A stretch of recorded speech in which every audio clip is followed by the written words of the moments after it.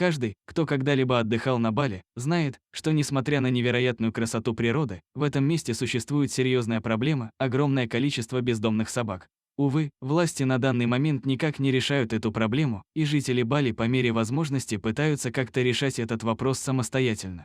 Многие решают забирать себе по одной-две собаки с улицы.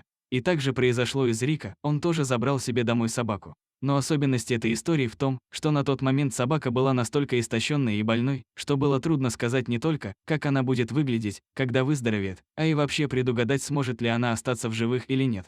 26-летний Рико Сугиарто нашел своего питомца на улицах Денпасар. Собака выглядела ужасно, это был просто скелет, обтянутый кожей, про которого большинство проходящих мимо людей говорили, он не жилец. Шерсти на собаке почти не было, вся кожа была в проплешинах, ранах и кишела насекомыми. Собака была настолько тощей, что можно было увидеть сквозь кожу не только все ребра, но даже очертания внутренних органов. «Я не знаю, что такого особенного было в ней», признается позже Рико. «Это просто чувство в моем сердце. Я нашел ее по пути домой, она лежала прямо посреди улицы. Рико осторожно поднял эту доходягу и принес ее домой. Вымыл, дал попить и отнес в ветклинику.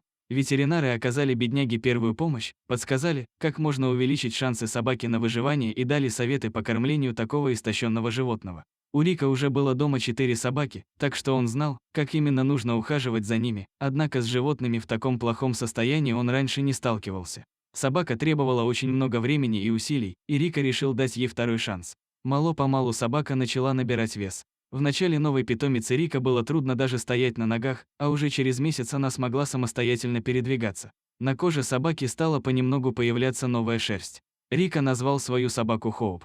Со временем стало совершенно ясно, что Хоуп не просто дворовая собака, это породистая хаски. Конечно, в том скелете, который она представляла собой в начале встречи с Рико, было трудно понять, что за порода у новой питомицы. Но сейчас, 10 месяцев спустя после чудесного спасения Хоуп, собака выглядит здоровой и жизнерадостной, так что даже трудно поверить, что когда-то эта красивая собака была близка к смерти. Она очень любит, когда ее гладят, и еще больше, когда кормят ее печеньем, рассказывает Рико.